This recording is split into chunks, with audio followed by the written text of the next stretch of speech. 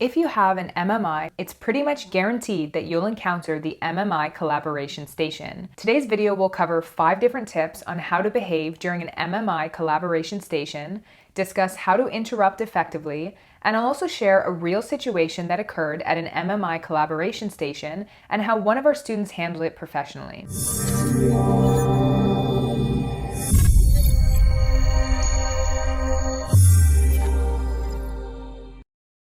For those of you that don't know me, hi, I'm Nadine Evans, an admissions associate at BeMo Academic Consulting. Be sure to subscribe on whatever social media channel you're watching this from now so you don't miss any of our upcoming videos. If you want us to help you ace your MMI, go to BeMoMMI.com to schedule your free initial consultation. So the group interview is a treacherous animal that you will encounter in the MMI interview. There are also some universities in the US that have formal group sessions where candidates discuss, debate, present, and problem solve under observation. If you have an MMI, prepare yourself to work with other candidates for at least one station. If you're not sure if you will have a group session, look at the website and listen to the admissions presentations. The information that you need is in there and they won't surprise you with the MMI format. So let's get right into it. A question that we're commonly asked is, how should I behave during a group multiple mini interview? So behave like you're on a team with the other candidates. You're all in this together. So the first thing you want to do is inquire, don't accuse.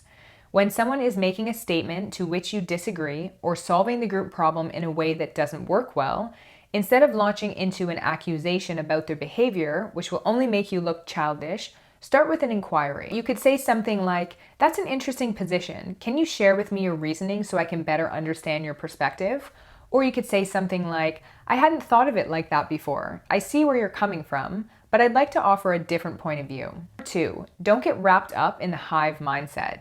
If you're on a problem-solving task and you really believe that the group's direction is going astray, take a second and voice your opinion. You could say something like, "I realize we are moving in this direction, but I would like us to step back and just reconsider our assumption." And then you can actually run down the assumption made by the problem before the group leapt into action. Doctors will have to do this with each other all the time, so it will come off well to approach it this way. Number 3, don't avoid saying things because you're afraid of looking a certain way. While this is most often a gendered concern, for example, women don't want to come across as being too passive, but they tend to be seen as aggressive while saying something assertive, for which a man might be called a leader. Men don't want to be seen as talking over women. It's a complicated issue, but if you focus on creating a positive group process, when you take a position around the substance of the problem, it will be perceived as less aggressive because you've already established that you care about how the group runs. Number 4, substance does not matter more than process. The evaluators don't care if your group solves the problem or answers the question at hand in an MMI collaboration station. They also don't care if you have a big hug-in and that everyone gets along. They care that you can engage with substantive material in a way that draws out important intellectual conflicts while also resolving them in a mature, productive manner wherein professional ethics are paramount and you demonstrate respect for your professional colleagues.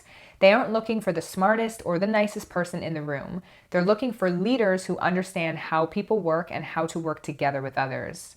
Number 5, introverts, be aware of negative self-talk. Candidates who fear public speaking, those with social anxiety, or those with agoraphobia are at a disadvantage. There is no real workaround there, as medicine is a profession that plays out publicly in front of people.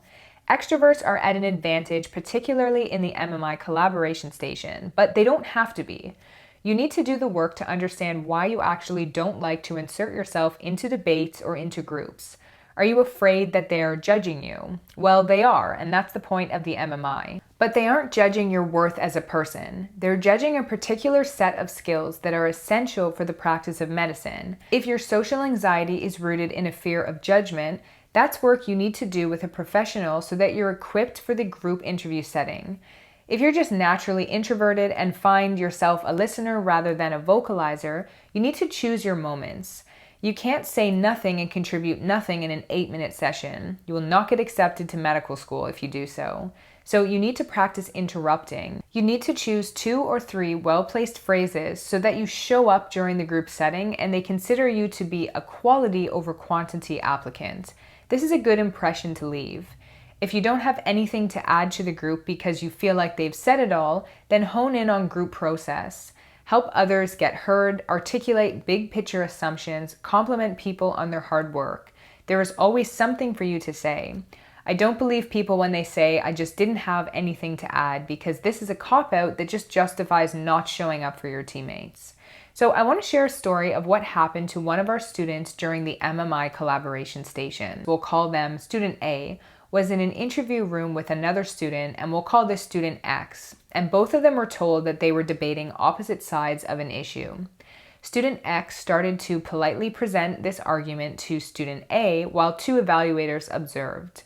Student X presented a weak argument but didn't actually stop talking, so there was no natural break around the 3-minute or 4-minute mark for Student A to start presenting their argument, and the entire scenario was only 8 minutes, which was to include time to give each other feedback on their individual performances. So Student A interrupted at the most natural break that they could find and began by saying, "I'd like to present a different perspective." Student X allowed Student A to speak for a few minutes, and then the scenario ended. The real work of this scenario was actually giving feedback to the other candidate. So Student X began and started his feedback to Student A in an accusatory tone by saying, "You interrupted me," and continued to rant about how this made this applicant feel in an unpolished way. When it was Student A's chance to talk, instead of debating whether or not they had interrupted, Student A chose to give an apology by saying, "I am sorry for interrupting," and then promptly started offering constructive feedback. The evaluators in this MMI collaboration station seemed interested at how Student A would handle the fact that Student X confronted them in an accusatory manner. Student A, who's one of our admissions experts now, did an excellent job of not allowing the situation to blow up. Instead, they diffused the tension, they validated Student X's anger at being interrupted, and then moved on. It was important that Student A didn't give Student X the benefit of a debate where they were the innocent victim and Student A was seen as the agitator. So with this said, I want to go straight into how you should properly interrupt someone during your MMI interview in a collaboration station, because the reality is some students may try to take up the entire time talking at a station, and they won't allow you to get a word in unless you interrupt them. If you don't get a chance to discuss your opinions or participate in the situation, you will likely fail that station. Evaluators won't be interested in the fact that one student didn't give you the chance to talk. You have to make your own opportunities, but you need to do it properly. So interrupting is a necessary skill, but here are the 4 steps to follow to do it in the right way. Number 1, find a natural pause.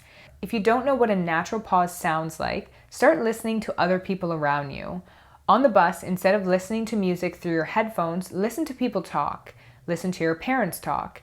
Identify where you would interject if you were in a conversation with that person. Then start practicing the natural pause in real life. It's going to feel awkward at first. You're taking up more space than you're used to, and you're privileging your voice over that of another. So that's hard to do, but the more you practice, the more it will start to feel natural. After you've found a natural pause, the second thing you need to do is start with validation. Validate what they were just saying, even if you thought that what they were saying is complete nonsense. So you need to make sure that you're still showing them that you heard them and you were listening. So you could try something like, "That's fascinating, but I want to consider a different side."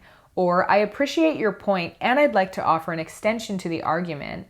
Or, "I like where you took that. Could we also go in this direction?" Number 3 is to state the obvious. You are interrupting. There's no way to pretend that you're not. So say something like, "I think I'd like to interrupt to suggest," or, "I'm sorry to interrupt, but I think this provides a logical segue to," and then discuss your point. That way they can't come back to you and accuse you of interrupting, because newsflash, you know that you did. This is real life. People get interrupted. And if that's the worst thing that's ever happened to you, medicine will be a bit of a surprise. And number 4, don't look back. So when you actually do the work of properly interrupting someone, don't immediately freak out with regret such that you forget what you were going to say. Just move forward, and if you do so properly, any accusations of interruption will fall on deaf ears because you did what you needed to do in the 8 minutes that you have to impress the evaluators. All right, so hopefully you're feeling a lot more confident and know how to ace the MMI collaboration station. Have you had to face any of these issues during your teamwork or collaboration station? Let me know in the comments section. So this is going to wrap up another one of our videos. So as usual, please subscribe, like, and leave a comment if you have any questions that we can help you with. If you'd like us to help you prepare for your upcoming MMI, go to BeMoMMI.com to schedule your free initial consultation. Thanks for watching, and I'll see you next time.